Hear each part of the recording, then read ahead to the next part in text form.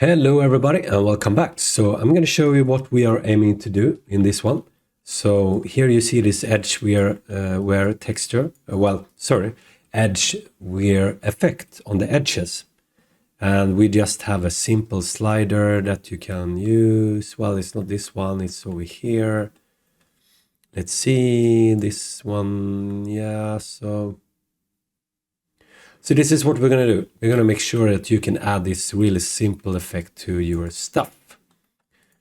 So let's go back to our scene, and we are here. So what we did so far, we have this really good slider here, but we need a noise to define.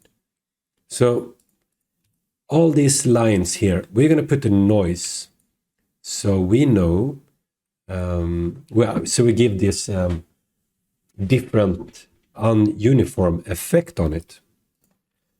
And because we now have used the colors and everything, and we defined our group and promoted it, we have some stuff here, color, concavity, and edge. We can clean that out. So if we do attribute delete here, so we don't need those kind of stuff now. And if we just delete them here, so now we only have the edge group, and we're going to use that down here. So it do still work, of course. But it's good to just clean it up. So now we're going to use a point wop and point wop.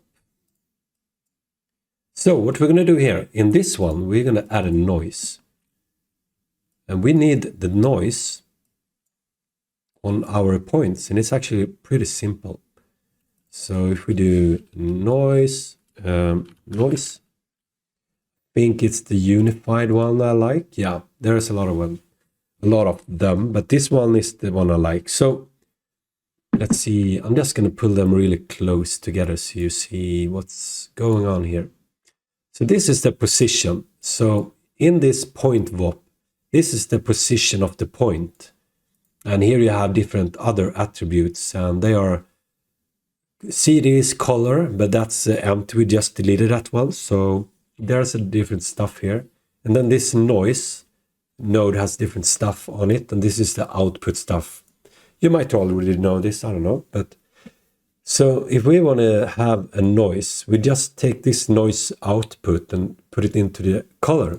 And you see it's black. It doesn't give us anything. It gives us the noise value from the position 0, 0, 0. But if we take the point position and put it in here, in position down here, now you see we get some noise here. So if we do, let's see here, if we do a constant, and we can do this as a float, and we use the noise size, and then we do float to vector. So now we can just plug this one in here, and here you see frequency. So frequency is here, and if we drag this one, you see it gives more noise resolution, but it's very laggy here. It doesn't update so fast. And actually, I think we can use a faster node for this. I think if we do noise, turbulent noise, I think this one is faster. It should go a little bit faster. Oh yeah, it does. Oh my gosh, what a difference. Okay, we don't need a float vector then. So then we just take this one, noise size, and do that to the frequency here. So let's do a default value of 1, and let's see how this turns out. I have to say I like the other noise better actually, but we'll try it. We can just change it.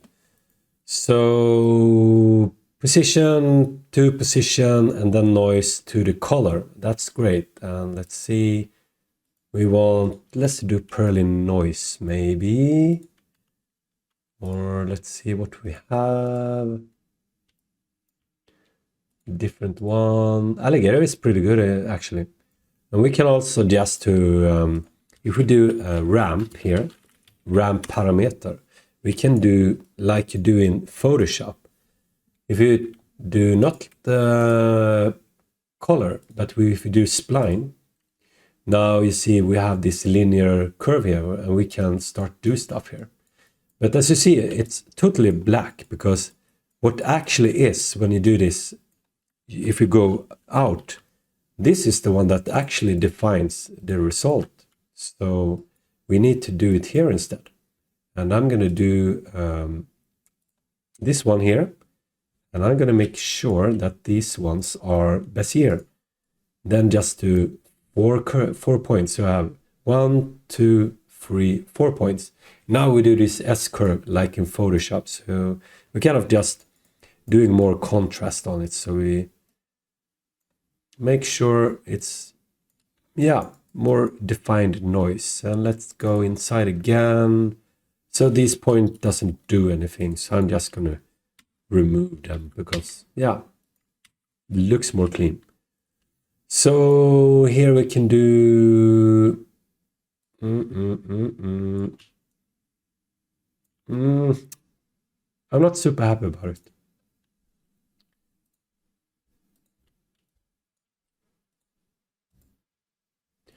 Let's see here.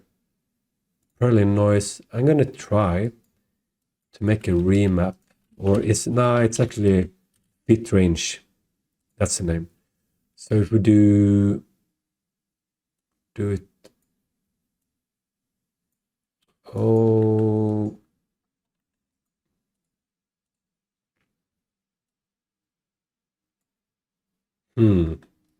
Okay, let's go with alligator noise and see how it turns out now. So this one, I'm also going to do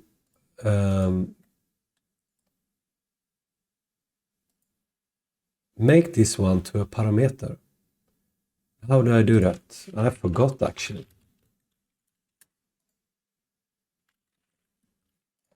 How do I do this? Okay, I'm going to delete this one. And then frequency, I'm going to middle mouse click here and do promote parameter. Now we have it out here. So now we can do it here. So let's leave it for now and we go back and fix it later. Now here, let's see. We just take and do no scaling. We change to scale by attribute. And then we do the color.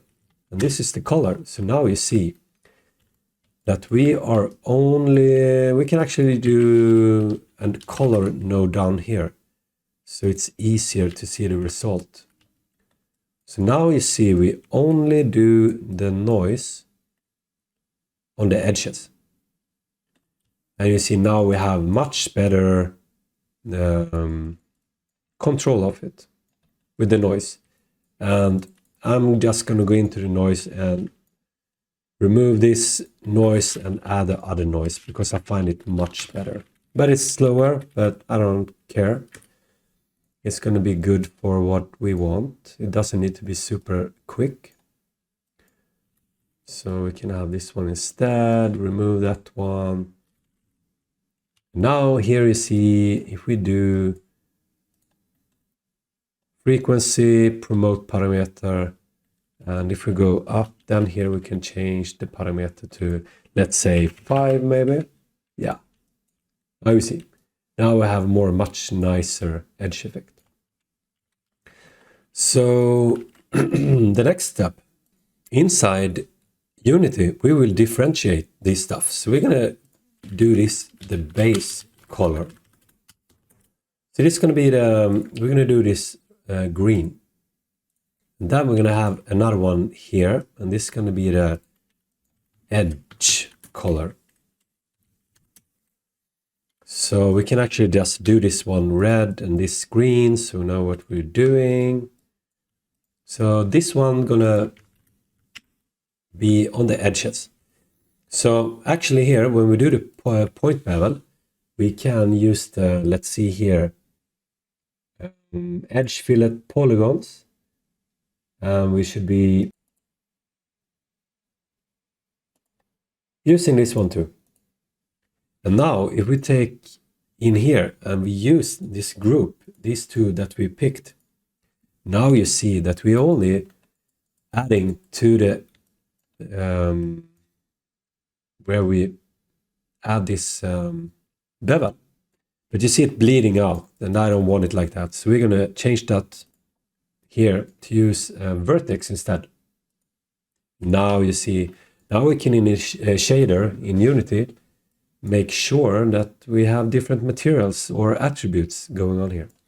So this is fancy, and of course we could just make it a little bit cooler here with this one, because now we only have the frequency, and that's kind of the size of the noise, but maybe we want to offset it and don't change the size of the noise. So then we do the offset here, middle mouse click promote, and if we go up now here, so we can change this to be the noise, and here we do the offset. So if you want different noise here, we have, and we can of course just continue doing this. It's really cool to Houdini engine and have it inside Unity as well, actually. But I'm not going to do that in this tutorial. Let's see, next thing we can do an UV unwrap, but because I want some nice texture to it in Unity. And then we just do transform, and we need to compensate for the Unity and Houdini size, so we need to scale it up 100 times. Then we do ROP FBX output, and this is going to be the pillar like this. And I'm also here, up here, just going to change this one to be this match size, because I want, you see, it's not standing on the ground. I want it actually to be standing on the ground. So now we do min. So now you see it's standing on the ground. Perfect. So now if we check here, it's working like a charm. So let's save and check out how it is in Unity. And here it is. So here we have it. So let's just do a quick material, super simple one, to make sure we have stone mat. So we have the vertex color with us. So we do a material. We have it here. Then we do vertex color, and then we just do a swizzle or split. I'm gonna use, actually I want to use split here. Split. No, we're gonna do this. I'm thinking too much. And here we have it. Cool. So just to wrap it up, what we did here, we did a box and remesh it, and in the measure curvature, we changed the convexity to edge parameter and just clamp it a little bit here. So, and then we changed it, so we do edge to group. So we make a group of this edge value. And then we change it from points to edges. This is really good because then we can, and then we clean it up here. And then we add the noise here again. So here we use the edge group, and then here we use the color from the noise. So now we have the different edge stuff going on, and then just the base color on the vertex. And then here we do these two groups that we can pull out from these parameters here to make sure that we get the green, the red on the edges. And then just a simple unwrap. I actually noticed one thing. I want it to be not uniform, because here you see it actually doing it always inside one UV map, but I want it to be none. which means it will be real world scale. So the pillar is 4 units high, and here you see it is 4 units. So as you recall here, you see it's 4 units high. So now we know that it's correctly scaled material. And then we just scale it up, and then we have it here, saving it up. So my friends, this is how it is. So in the next tutorial, I'm going to show you how I made a really cool material that you can see here. It's pretty nice, simple one, but I find it really doing its thing, and it's yeah, simple and nice thing to have. So thank you so much for watching, and see you in the next tutorial. And then we're gonna fix this one.